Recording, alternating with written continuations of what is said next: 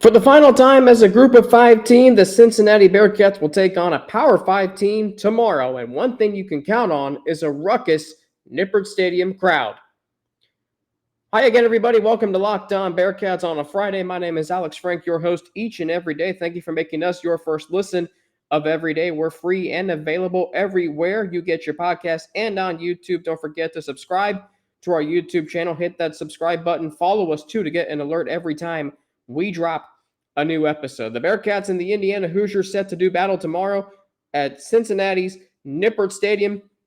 3:30 kick on ESPN2. You can hear the game live locally on 700 WLW and 102.7 WEBN. One thing you can count on also hearing is the crowd tomorrow at Nippert Stadium. Luke Fickell talked about it earlier this week. Josh Wiley, Jawan Briggs talked about this as well. The crowd tomorrow afternoon at Nippert Stadium is going to be electric. It's going to be sold out. It's going to be in full throat. It's going to be full force. It's going to be rowdy. It's going to be a hostile environment for Indiana. This is what makes Cincinnati such a great place to play. You heard Will Huber talk about it on the Luke Fickell radio show Tuesday night. Luke Fickell talked about it at his press conference earlier this week. He's talked about it other times before throughout his tenure here as head coach at Cincinnati. The crowd at Nippert Stadium plays a large role in these games. You know, there's nothing like a sold-out crowd at Nippert Stadium, and you have the defense playing well. They're getting sky high. The offense is hitting big plays, whether it's a big run or a big pass down the field. When the Nippert Stadium crowd gets going, it is very difficult for the opposition to communicate. It is very difficult for the opposition to do much of anything, and we've seen that over the years.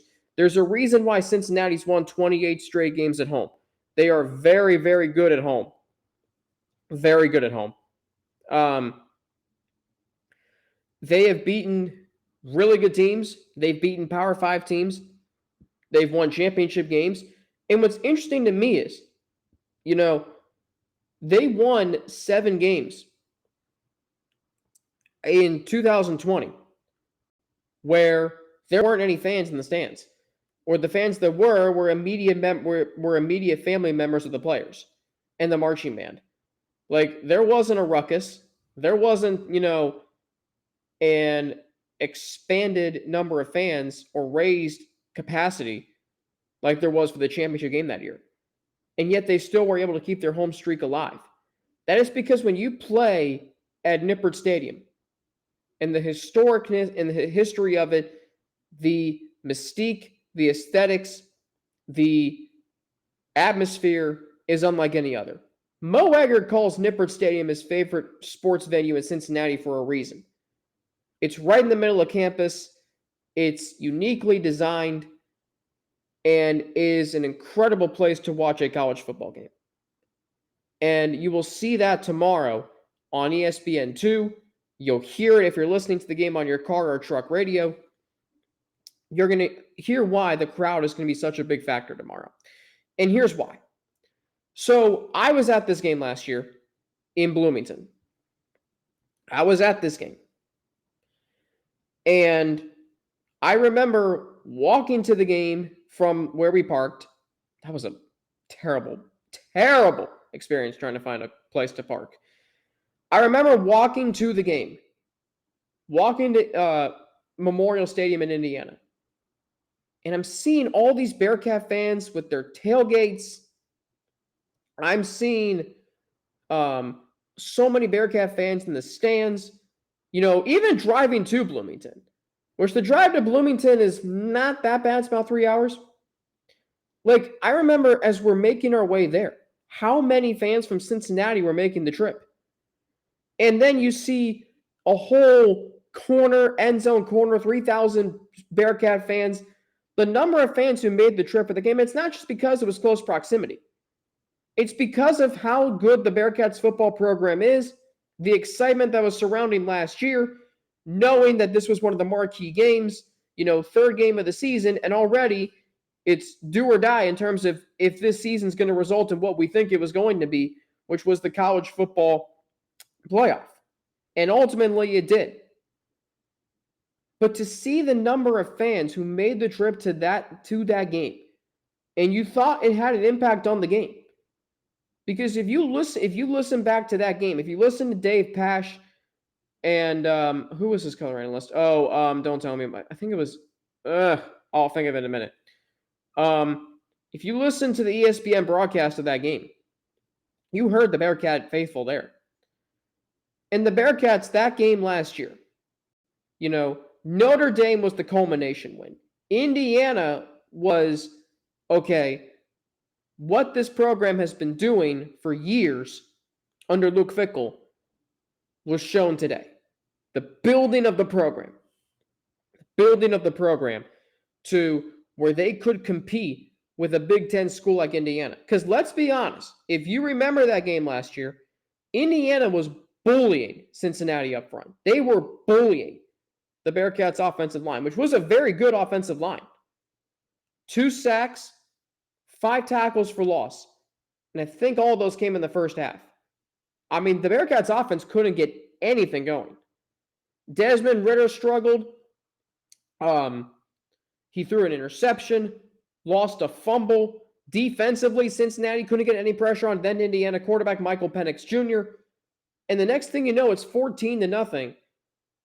And Cincinnati, number 8 in the country, looked like they were the unranked team. Indiana was unranked coming into that game. They had lost their first game to Iowa. They were number 17 in the AP Top 25. They lost to Iowa, beat Idaho, and now they get Cincinnati. In Indiana, the crowd was into it. It was hot. The offense wasn't getting anything going until a targeting penalty on then Indiana linebacker Michael McFadden. And someone pointed this out to me yesterday. Someone told me yesterday, he goes, that was the real turning point in the game. And you know what? They're right. That was the one defensive player that you had to keep your eye on. And as soon as he was ejected from the game, and the targeting call was questionable because it was going to be 4th down and near midfield for Cincinnati. They were going to have to punt down 14-0. Instead, the drive remained alive. They go down, and the Bearcats go down and get a touchdown. Then they get an interception, field goal. It's 14-10 as opposed to maybe 17 or 21-0. That's how crucial of a turning point that play was by Michael McFadden targeting. But Luke Fickell called those first 28 minutes the worst 28 minutes of football they played all season, and rightfully so. I mean, they struggled to get anything going. Passing, running, they couldn't pressure Michael Penix Jr. I mean, Indiana was moving the ball up and down the field against that Bearcats defense.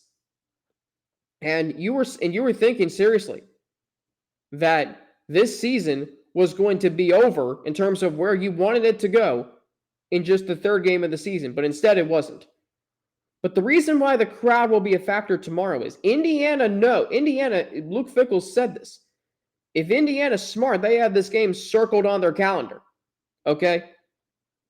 They have this game circled on their calendar. Cincinnati has to make life miserable for them tomorrow. This Indiana team is better. They're healthier. They've won more games than last year. But this is their first road game of the season. They've only played 1 conference game, and their other 2 games were Idaho, who's an FCS school, and Western Kentucky, who they should have lost to. I don't care. So that right there, Indiana's first road game is at Cincinnati, not the most desirable place to play. I don't care. They might be thinking, well, it's not conference, it's group of 5. Cincinnati beat them by 14 in Bloomington last year.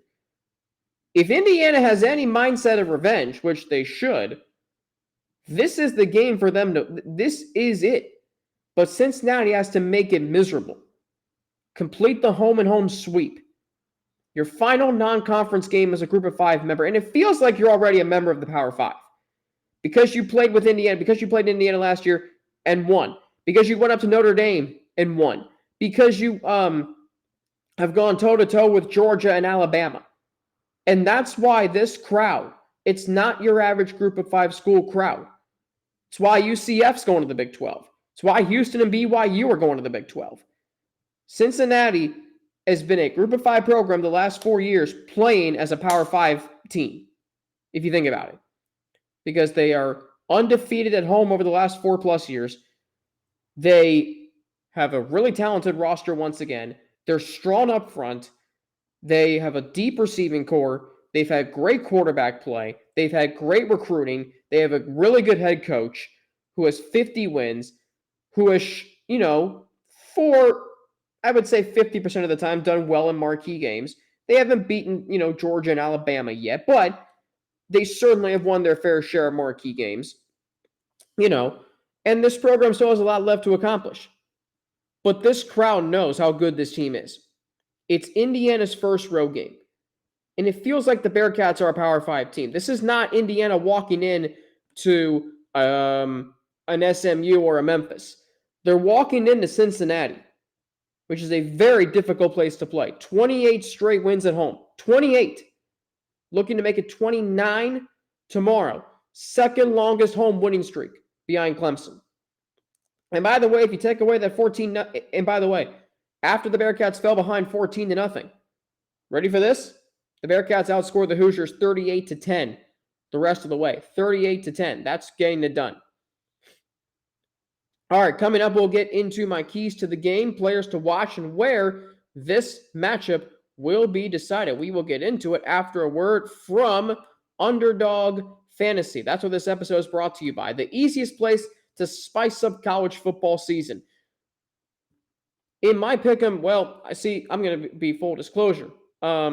It's an easy to play and available in over 30 states. Just pick between 2 and 5 players across any team, not just your team, and decide, or not just the Bearcats rather, and decide if they will finish higher or lower. One of the easiest fantasy to play games out there, and you can win cold hard cash in a single game. Sign up with the promo code Locked On. It's one word, Locked On, and Underdog will double your first deposit up to $100. Deposit $100, get $100 free. Go to UnderdogFantasy.com or find the Underdog Fantasy app in the App Store or Google Play. That's Underdog Fantasy, promo code Locked On. Get in on the college football pick'em action today.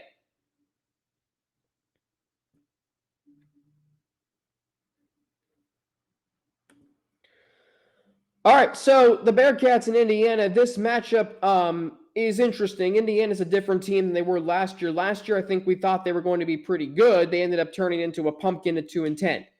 This year, they're 3-0. They've won their first 3 games at home. They had to come from behind against Illinois. They had to come from behind against Western Kentucky. But one thing we do know is this is a really, really good team. This is a team that I think is going to be much more competitive this year. And they were certainly competitive against Cincinnati last year. They were healthier at this time last year. One thing that is different is the quarterback. Last year was Michael Penix Jr. He's now at Washington and having a really nice start to the season, by the way. This year, it's Connor Bazelak, transfer from Missouri, a Dayton, Ohio native, Alter high school graduate. So far this season, Connor Bazelak, through 3 games, has completed 56.6% of his passes, 891 yards, 5 touchdowns, and 2 interceptions, averaging 297 passing yards per game.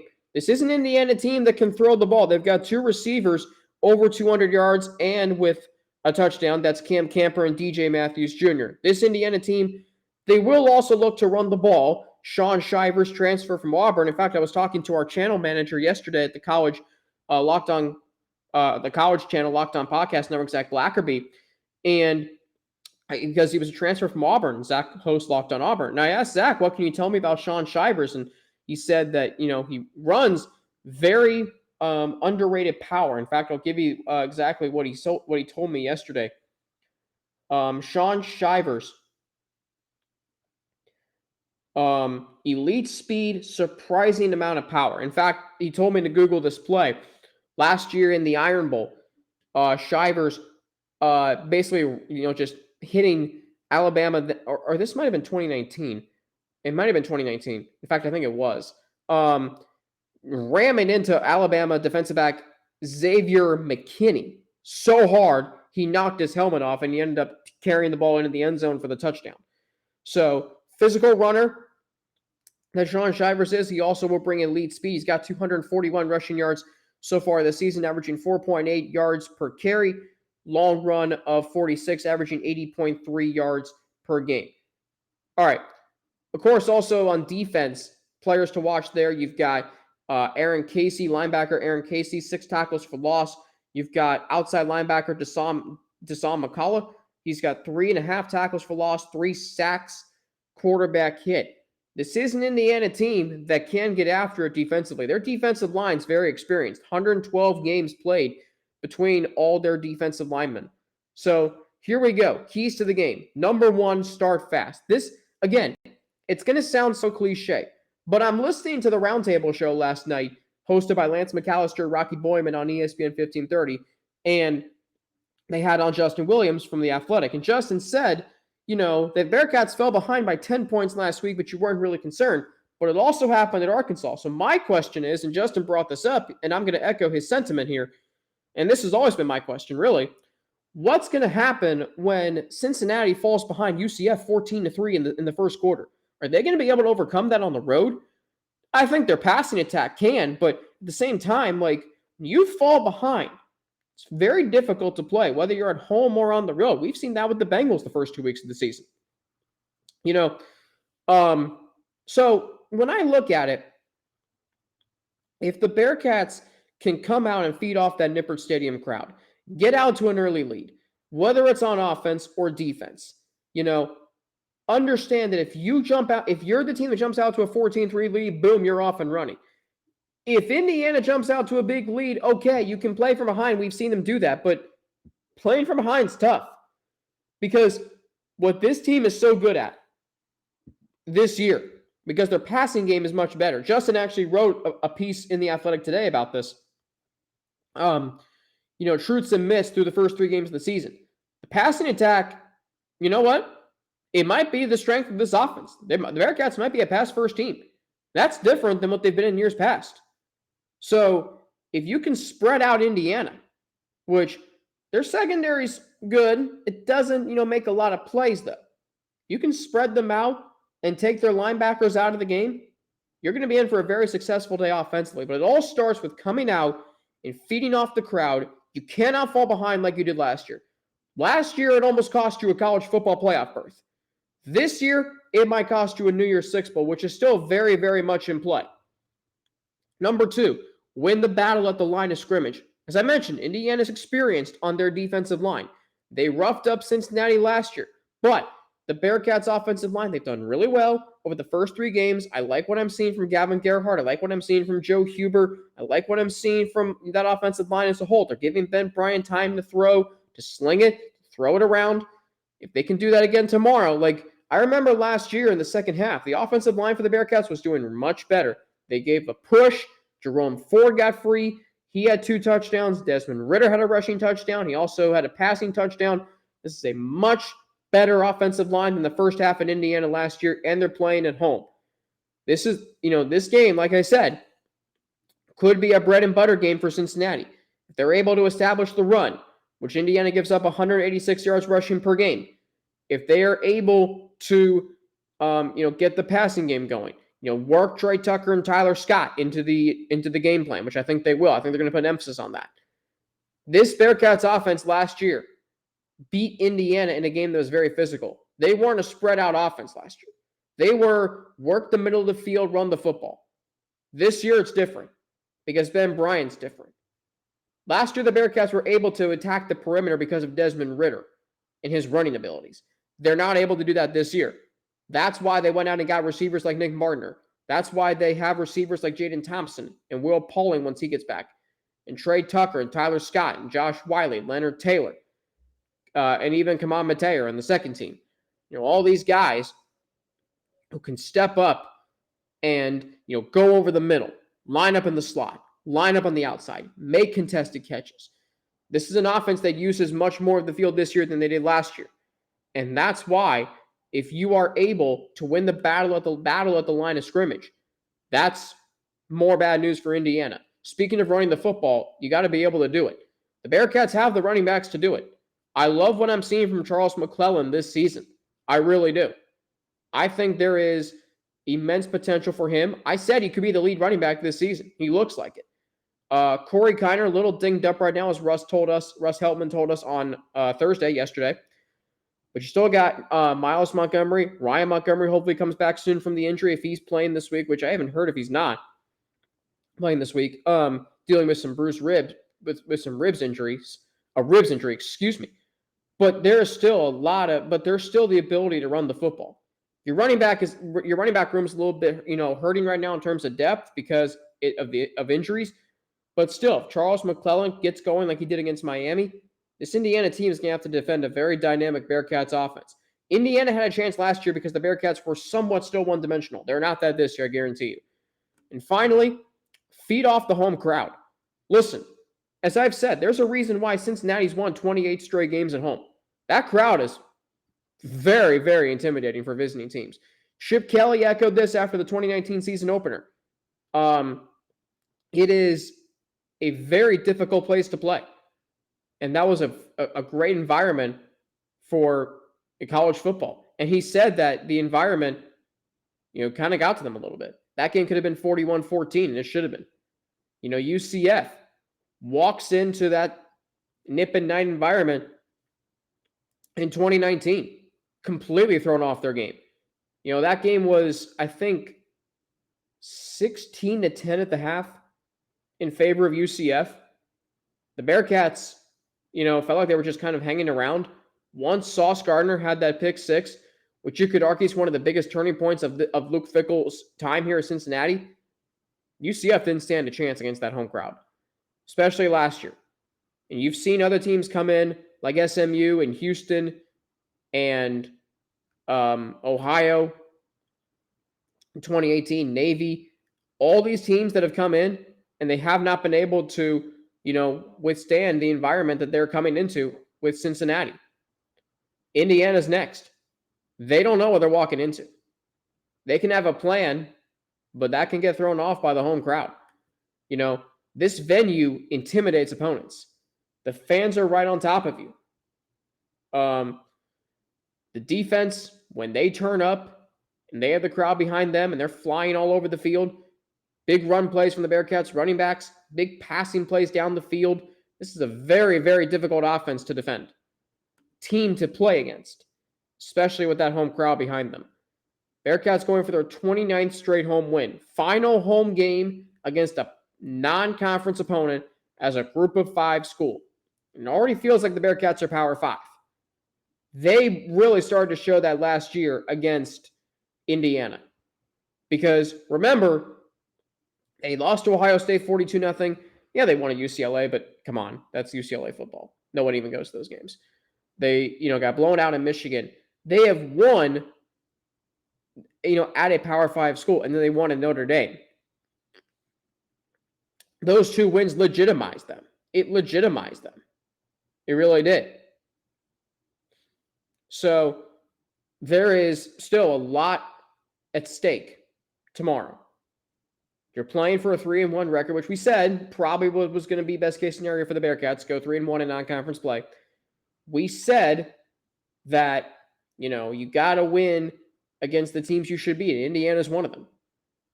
I kind of feel like maybe we're getting a little overconfident with them. Russ is very confident they're going to beat Indiana, the Bearcats, tomorrow. I am too.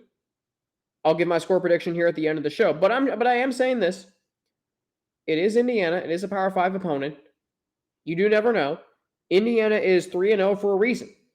Yeah, they've had to come back and win some games against teams they shouldn't have to come back against. But this is still a really good team.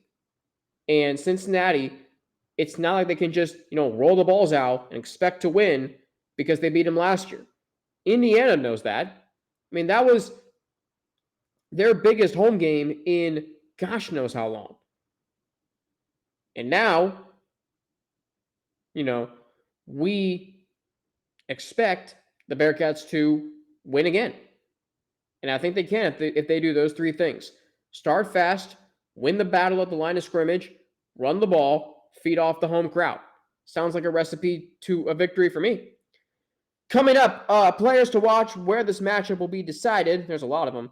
And my score prediction for this game on Sunday between the Bearcats, or Saturday, the Bearcats tomorrow, the Bearcats and the Hoosiers. Will get into it after a word from two of our sponsors.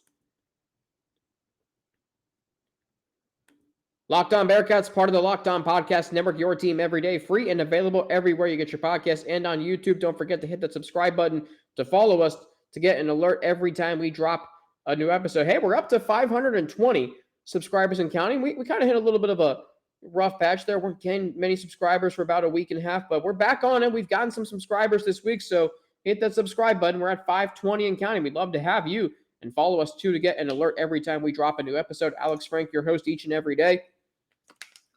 Excuse me. So there's a lot of players to watch in this game, and I've kind of already alluded to them for Indiana.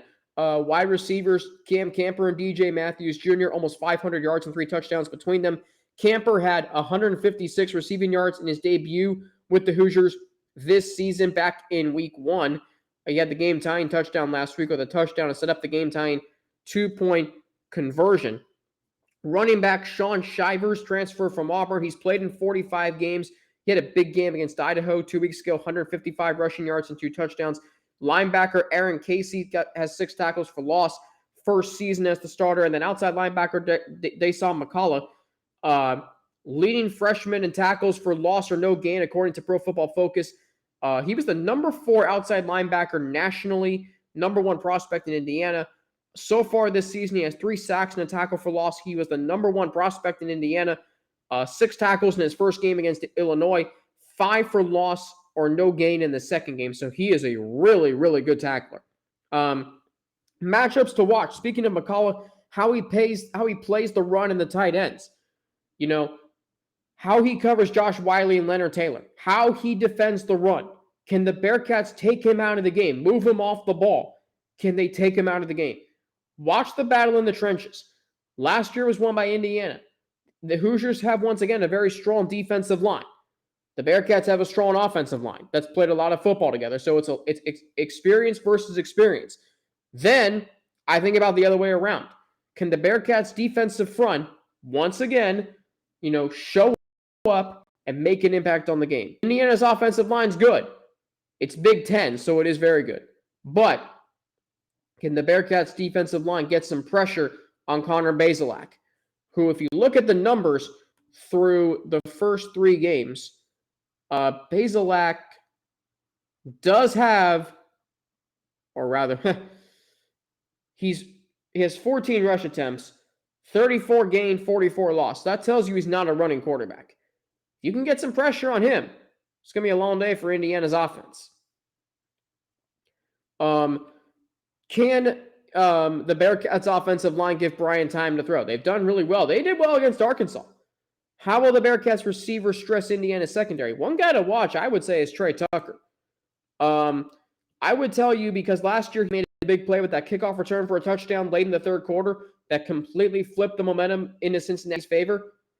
If Trey Tucker is able to make an impact on this game, they can go a really long way towards deciding this game. He didn't really make an impact last year in the passing game, but he did on special teams. Now that he's a big part of this team in the passing game, if he can make an impact with his speed, that's going to go a long way towards the Bearcats winning this game. All right, where this matchup will be decided, let's be honest, in the trenches. This is the Big Ten we're talking about. Last year, the Bearcats, once they got through the first 28 minutes, they were the more physical team. They forced 4 turnovers. They were able to run the ball. They were able to stop Indiana in the fourth quarter and hold them scoreless. That's where this game will be decided. Experience versus experience. Bearcats offensive line versus Indiana defensive line. And if the Bearcats can, once again, with their defensive line, without Malik Vann, generate pressure to get after Connor Bazelak, they are going to be in great position to win this game. All right. Score prediction. Here we go. Russ went 45-20 Cincinnati. I know the Bearcats are going to win this game. I'm confident saying they will. But Indiana's 3-0 for a reason. Despite struggling to get there, they're tough. But this Bearcats team is talented. They're playing at home. They know they can beat this team. And if Cincinnati's playing with confidence, which they've been playing with a lot of for the previous years, they know they're going to win every time they step out onto the football field. That's why I'm taking Cincinnati 35-24, to beat the Indiana Hoosiers, get to 3-1, finish non-conference play, and roll into conference play next week at Tulsa with a lot of momentum. Passing game's working. Running game is still solid. Both lines, offensive and defensive, are playing well. The kicking game has been better the last 2 weeks. And, they're just, once again, a fundamentally sound football team. This is a fun. There's no pressure on them to win these games as far as getting to the playoff, because that's out of the question. And it really was realistically before the season started. But what's not out of the question is a New Year's Six Bowl. And I really don't see, and Russ has told it to me this week, James has told it to me this week, I believe this is, if the Bearcats are able to, play their style, play their game, there's no reason why they shouldn't be able to win out. No reason why. All right, that's going to do it for me today here on Locked On Bearcats. Thanks for making it your first listen of every day. We will be back tomorrow, 3:30 kick. That means recap posted at 10, and then we'll be back on Tuesday with the turning points of the game. Actually, we're going to change it up this week. We are going to look back on the transfers this season that have come to Cincinnati, like Nick Marner, like Ben Bryant, like Ivan Pace. And we're going to look at how they have performed through the first 4 games. So that's going to be interesting. We'll call it Transfer Tuesday. We'll look at the transfers and how they've performed over the first 4 games, of the season. Wednesday, we'll do our film review and takeaways. Thursday, Russ Heltman will join me to look back on the Indiana game and look ahead to conference play as it begins against Tulsa. By the way, Russ has pointed this out to me. The American is 1-10 against Power 5 opponents this year. 1-10. Not good. And it might be a down year for the conference. And that was talked about last night on the Roundtable show. Friday, we'll look ahead to conference play. We'll look at Tulsa. Tulsa, I'm going to say right now, I've watched them play this year. That's a very experienced team that can run up the scoreboard. They have scored at least 37 points in each of their first 3 games. They got Mississippi State tomorrow night. That's a really interesting game. Bearcats at Tulsa. Tulsa's not going to be a pushover. They're 2-1 right now. Very easily could be 3-0 had they not lost a heartbreaker to Wyoming week 1. Bengals and Jets. You can go back and watch my conversation with James Rapine on Wednesday. That's on our YouTube channel, our Bearcats Bengals crossover. Yours truly and James Rapine of Locked On Bengals. My 3 keys to the game for that, obviously, number 1, protect the franchise. Number 2, start fast. You can't fall behind to the Jets. If you win the toss, receive. If you don't win the toss, then the Jets will probably defer. Go down, score a touchdown, send a message. Number 3, I would say run the ball. Because when you do run the ball, you open yourself up, to the ability to hit those plays downfield. I'd say number 4, with that, be aggressive. Don't be afraid to let Joe cook. I think what he said this week was really spectacular. When he talked about how, everybody taking a deep breath and relaxing, I don't think we understand how significant that is. So I will take the Bengals to win this game. I think this is a get-right game. I'll say 31-17. They get to 1-2. They host Miami next Thursday night. That's going to be a lot of fun. I will be at that game. Looking forward to getting back up to Cincinnati to see my family, to see some friends. Very much looking forward to that. All right, that is going to do it for me here today on Locked On Bearcats. Thanks for making us your first listen of every day. We're part of the Locked On Podcast Network, your team every day. Hey, how about for your second listen? Get more on the Big 12 by making Locked On Big 12 your second listen with everyday host Josh Neighbors and the local experts of the Locked On Podcast Network as they take you across the conference in 30 minutes. That's Locked On Big 12 for your second listen. That's Locked On Big 12. For Locked On Bearcats, my name is Alex Frank. Follow me on Twitter at Frankie_90 with 2 N's and an ATI. You can follow me on Instagram, AlexFrank9_ or email me at alexfrank@gmail.com, all lowercase. We're part of the Locked On Podcast Network, your team every day. I'll talk to you tomorrow at 10 o'clock, recapping the Bearcats and the Hoosiers, as we hope to be celebrating a 3-1 start to the season. 3rd straight win, 29th straight home win for Cincinnati. For Locked On Bearcats, my name is Alex Frank. Have a great rest of your Friday. Please stay safe, stay healthy, be safe if you're going to the game tomorrow, if you're going to Short Vine to watch the game. Wherever you are, stay safe, stay healthy so you can keep making Locked On Bearcats your first listen of every day. I'm Alex Frank for Locked On Bearcats. Have a great rest of your day.